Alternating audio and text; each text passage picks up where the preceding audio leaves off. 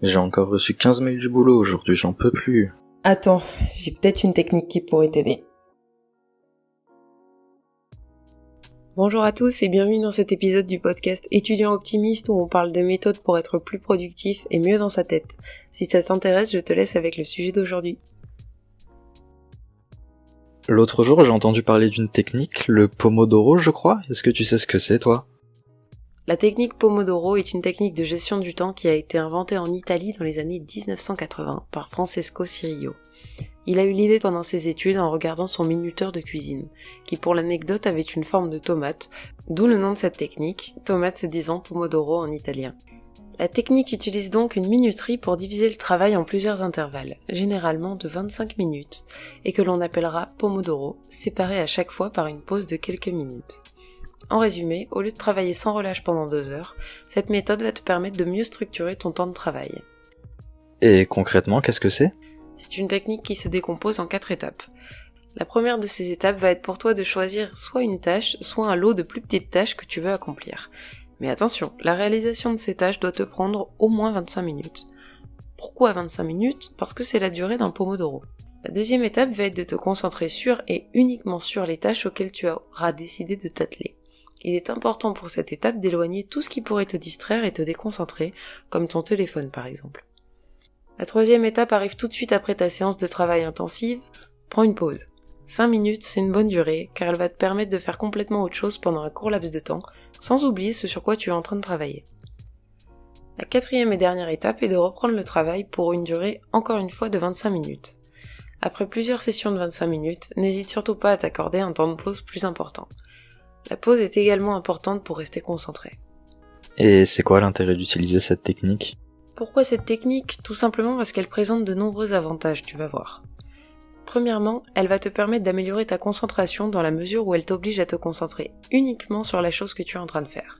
Si tu as l'habitude de travailler dans des endroits où les distractions sont multiples et souvent tentantes, tu vas voir que cette méthode va te réapprendre à te focaliser sur une chose à la fois. Ce sera peut-être un peu difficile au début, mais tu constateras des progrès assez rapidement. Deuxièmement, tu vas également augmenter ta productivité. En effet, quand tu travailles trop et que tu ne fais donc pas ou peu de pauses, tu vas faire plus de fautes à cause de la fatigue. Et comme tu fais plus d'erreurs, tu vas également passer plus de temps à travailler pour corriger ces erreurs. Tu entres alors dans un cercle vicieux où le travail te fatigue et où la fatigue te crée du travail. Seulement, la méthode Pomodoro t'oblige à prendre une pause toutes les 25 minutes, ce qui va te permettre de mieux gérer ton état de fatigue. Tu vas faire moins, voire plus de fautes du tout, et tu passeras de fait moins de temps à repasser derrière toi-même. Dans un troisième temps, tu vas améliorer la qualité de ton travail. En effet, avec la méthode Pomodoro, tu vas concentrer toute ton attention sur une seule chose. Ça va te permettre de mieux réussir ce que tu entreprends, tu seras plus agile dans tes raisonnements et parviendras à mieux connecter tes idées. Un dernier avantage est que tu réussiras à établir une bien meilleure planification de tes tâches. En effet, bien qu'il est souvent compliqué d'estimer exactement la durée que va te prendre la réalisation d'une tâche, plus tu utiliseras la méthode Pomodoro, plus tu sauras combien de temps il te faut pour réaliser telle ou telle tâche. Avec cela, tes estimations seront de plus en plus précises. Et au niveau des limites, elles sont nombreuses ? Donc pour les limites de cette méthode, certaines personnes ont du mal à travailler sur des cycles réguliers. Ensuite, il est parfois difficile d'estimer la durée d'une tâche ou d'un regroupement de tâches et de se caler sur les 25 minutes. Il n'est pas toujours possible de s'isoler complètement quand on travaille en open space par exemple, ou qu'on exerce un métier de prise directe avec les clients. Et j'imagine qu'il doit bien y avoir des règles pour parvenir à bien utiliser la méthode, non ? Pour y arriver, cela nécessite de la pratique pour être vraiment efficace. Ça nécessite également de programmer en amont les tâches qu'on souhaite effectuer et d'avoir une certaine discipline pour ne pas se laisser distraire pendant les périodes de travail.